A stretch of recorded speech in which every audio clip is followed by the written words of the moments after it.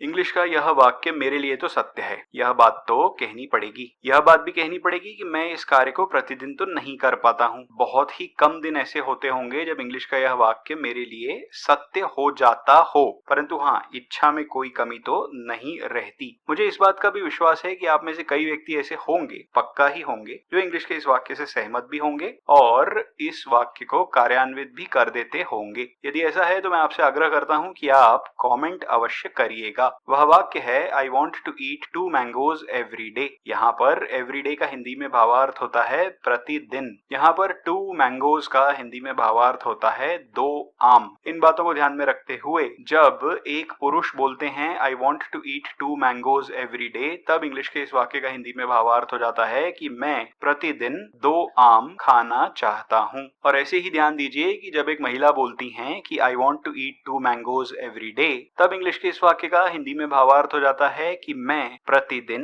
2 आम खाना चाहती हूँ। अब आप मुझसे बताइए, आप में से कितने व्यक्ति ऐसे हैं जो इंग्लिश के इस वाक्य से सहमत हैं?